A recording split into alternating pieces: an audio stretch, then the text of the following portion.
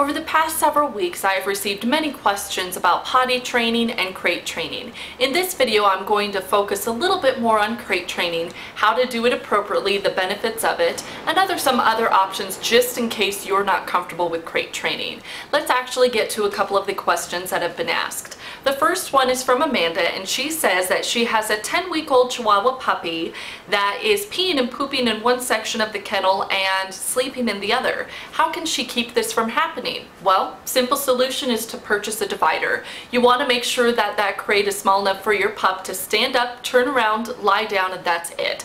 If your kennel is too big, a divider is a simple solution, and that way, as your dog gets bigger and older, you can increase the size of the kennel, save you money on having to purchase kennels every single time your dog grows. Make sure you buy that divider. Another question that I have is, a gentleman wanted to know if he could keep his puppy in the crate through the night. He goes to bed at about 10:30 and wakes up at 6 o'clock. Wants to make sure that his puppy isn't in the crate too long. The answer is yes, that is a perfect amount of time. Absolutely no problem there. It's right around 8 hours. The nice thing about puppies and dogs in general is that, just like humans, at night their metabolism slows down. Thus, they do not have to go to the bathroom as often as they do during the day. So keeping your pup in the crate at night will not only create a nice safe area for them to be, it'll teach them how to be in that crate, it'll teach them how to hold it through the night, and then as soon as you get up in the day, you make sure to let them out immediately and continue your potty training. So 10:30 to 6, right around 8 hours, is a perfectly good time. Now that we're on the topic of crate training, let's discuss that a little bit. A lot of dogs are just put in their crate when you leave for the day. Thus, a lot of the time separation anxiety issues come about. You want to make sure that you're utilizing the crate at different times during the day, not just when you leave. You want to use it while you're there. You want to use it at night. You want to use it leaving the door open, all those different opportunities, so they know that crate is not a scary place and they don't associate the crate with you leaving them behind. So make sure that as you crate train, spend some time sitting next to the crate with the door open. Put your pup's favorite toy in there and make sure that you have some treats available. Just let your dog voluntarily sniff around, and when they voluntarily go into that kennel, make sure that you give them lots of praise and a treat. Again, the crate is always a happy place. As you're practicing sitting next to it, you can also close the door.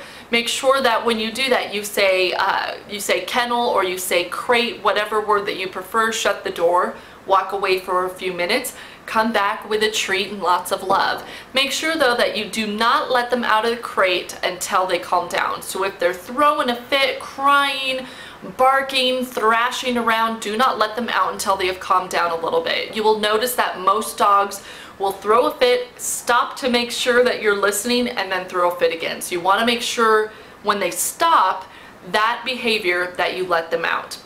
Also as well, keep in mind there are different ways to do it. If this isn't enough information for you and you feel like you need more, don't hesitate to ask me questions.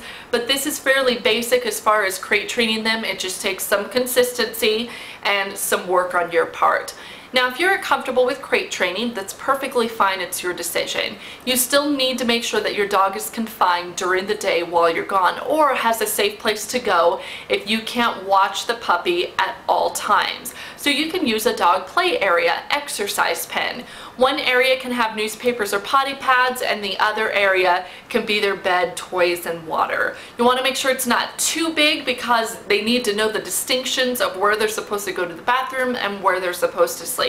But this area is nice for you. Again, it's confined, it keeps them safe, gives you a place to put them if you need to step away for a minute. So keep in mind, again, the dog play area is supposed to be a happy place, just like the crate is supposed to be. So make sure that you practice training very similar to how you would do it with crate. You just not reverse it, but you just transfer it over to the dog play area.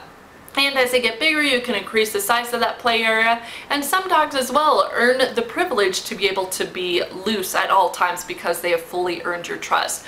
Just make sure that you do not let your dog loose and free to roam the house until they are trustworthy and until you know that they aren't going to get into things that they're not supposed to. Again, as you're looking through this, if you feel like you personally need more information for your situation, don't hesitate to get in touch with me through email or by messaging me on YouTube. And make sure always, any questions, never stupid, go ahead.